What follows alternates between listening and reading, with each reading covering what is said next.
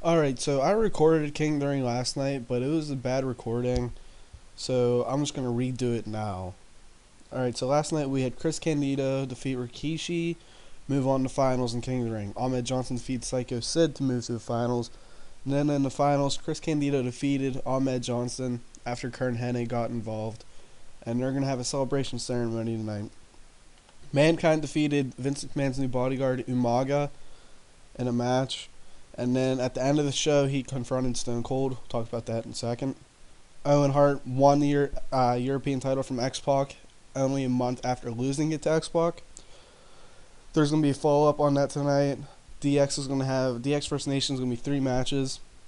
And then, if Triple H and X-Pac win, they get title matches. If the Nation wins, they don't have to defend the titles. Rabid Dog, Batista, and Road Dogg defeated D'Lo Brown, Chris Candido won King Ring. Just talked about that. The Marvelous Ones cheated to defeat APA for the tag titles. Had them go over via cheating. Just to APA is they're new as faces, but it's the same character. It's just who they're facing. They didn't change really whatsoever. Maybe they won't be big like assholes on the microphone, but I don't think I really ever had them talk on the microphone to be assholes, so it's fine with that. Triple H defeated The Rock via DQ when Mark Henry and Ron Killings got caught interfering. Like I said, there's going to be follow-up on that tonight. Undertaker and Kane. I said Mankind. Undertaker and Kane had a draw in a last man standing match. Excuse me, I'm sorry, I had a cough. They drew last man standing match. Pretty much, it's like the only person who can make the other guy stay down for 10 seconds is Kane for Undertaker. Undertaker's only going to put Kane down for 10 seconds. It's just 2 monsters going at it. So having them draw with each other doesn't hurt them at all. And then Stone Cold defeated Ken Shamrock to retain. And then after Stone Cold defeated Ken Shamrock, him and Mankind had a confrontation. So you notice Stone Cold's and Mankind's post WrestleMania, was it 14? Yeah, post WrestleMania 14 storylines have been different, but we have a chase for the title here from Mankind. Stone Cold's kind of the champion against Vince McMahon's desires, and they either start off the show, and I know Stone Cold main events it tonight. So let's kick off the show with, I think, an in-ring promo. Alright, so, wow, holy shit. These two trade words in the ring. 100 rating. I'll take that. Pretty much, I originally didn't plan this. Like, when I originally booked out for Stone Cold's title reign, I had him defend against Ken Shamrock again this month, but I didn't have anything for Mankind after he lost to The Rock again, so I was like, and just kind of made this storyline. And now this leaves room for Mankind winning the title, Mankind turning heel, Mankind winning the title and turning heel on Stone Cold, which still could be good. I just don't know if I want Mankind to be heel or, want him to be champ.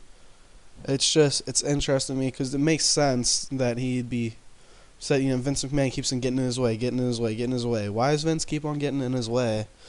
It's kind of like with the Vince and The Rock in '98 when, Vince said he's going to make The Rock's life hell and then ends up helping The Rock win the title. So we could do that, or I don't know yet. Just letting you know my thoughts. From there, we go to the Headbangers and Too Cool match. Ends in DQ when William Regal and Val Venus ran in and attacked. And they're going to be forming a new stable. We're going to get a guy debuting, and then maybe another guy debuting, and then another guy's going to join months down the line. But something interesting is Val Venus is Canadian, William Regal's British. I almost said European, but that would have been wrong.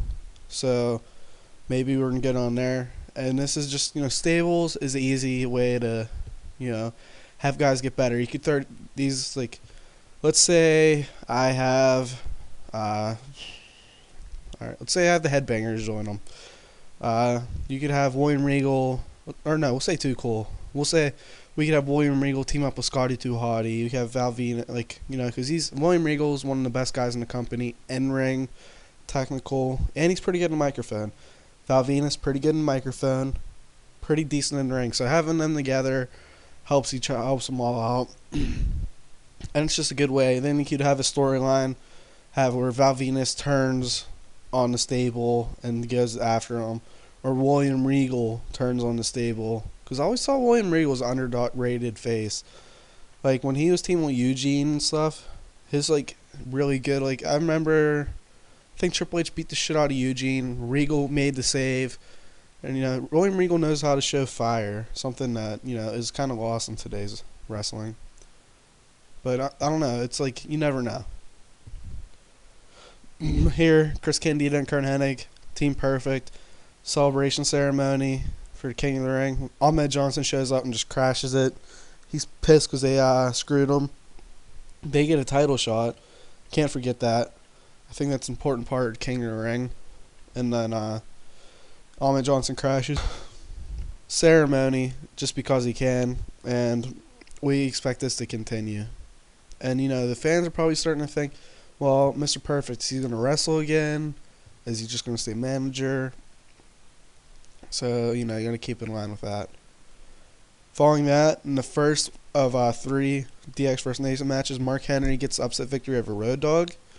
Pretty much, Mark Henry, kind of want to make him kind of have that, like, thing, like, when he walks in the ring, you go, oh, shit, like, you don't know, like, you think he's pretty tough, like, kind of how Ahmed Johnson is, like, I would expect. He, like, gets in the ring and has that presence where he's intimidating. And then Road Dogg can get over just on the microphone alone, so he doesn't need to win every match. And then following that, we see D'Lo Brown and Mark Henry beat down Road Dogg, only for Batista to run down and make the save. Pretty much, like Batista and Mark Henry, I'm going to be booking them very similar, I think. Maybe protect Batista more, because Mark Henry's not quite ready yet. But Batista, he's not ready, but he could be ready to, be that upper mid-card main event guy. And it's just a question of who's going to be the bigger star. After that, we go Batista versus D'Lo Brown. Like, Batista gets the win here, so DX won, Nation won. Batista wins by pinfall. His powder bomb won a Batista bomb, I think. But yeah, he gets the win here. Doesn't hurt D'Lo Brown. But, you want to give Batista that thing, because then when him and Mark Henry do have a match, the fans are like, wow, who's going to win? It's like when Mark Henry was champion in 2011 and won Ryback debuted and was really hot, like after squashing people, like if they started fighting each other then. I mean, the matches could be bad, but they could be good. Like how I said last, or no, I didn't say it, but Psycho Sid and Ahmed Johnson, good rating, but it could have been either a good rating or bad rating. It just depends. But here, yeah, you want to build Batista versus Mark Henry down the line. Just 2 powerhouses. I think people do want to see that. Who's the stronger guy?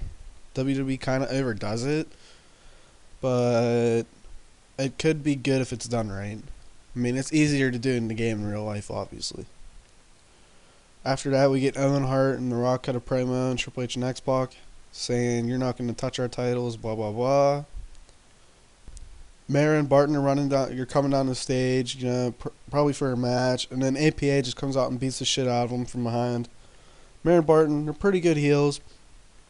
I think they're getting over pretty well as heels, so you could have them, just get beat down by APA here, and it really would make APA, get vengeance a little bit. We then go to Vince McMahon telling Goldust he's fired after Goldust lost to Brian Pillman last night with his career on the line. We then go to Triple H and X-Pac, cut a promo on the Nation backstage, and then the match happens, and it ends in like double DQ, pretty much as, okay, well, now what's going to happen? If DX win, they get title shots. If Nation wins, they don't have to defend the titles. So what now? And I think that's something to keep the viewers to come back next week. Here, Steve Austin cuts a promo. He'd say something like how he respects Mankind, but it's his title and it's his wrestling federation, so Mankind has no chance to get his title, something like that. Then he goes on to face Umaga and wins after Psycho Sid interference was botched. Team member Sid aligned himself with Vince, and then you know, now it's just gonna be okay. He fucked up a couple times. Now what? So we're gonna see a fallout from this next week, and then right after the match, I think I have Mankind and Stone Cold confrontation where they get in each other's face. Hell of a show. I'm very happy with it. The opening segment, must see TV, which I think it would have been. Because I don't think Stone Cold and Mankind fought each other yet. In my company, they definitely didn't team together, like how they did in real life in '97. But yeah, and then we could see. So next week we're gonna see the follow up on DX First Nation feud, Umaga, Psycho Sid, what's going on there. Brian Pillman's gonna come back after Goldust was fired, and then Team Perfect. And also we might. No, we're not. We're not gonna. But we're gonna see Regal and Val Venis. They're not gonna get another guy quite yet. So I'll see you at the screen when we see how we do at WCW. It is, I think, 31. Alright, it is WWF 31, WCW 23. So we'll see. Alright, so we get the win here when another new tag team by WCW.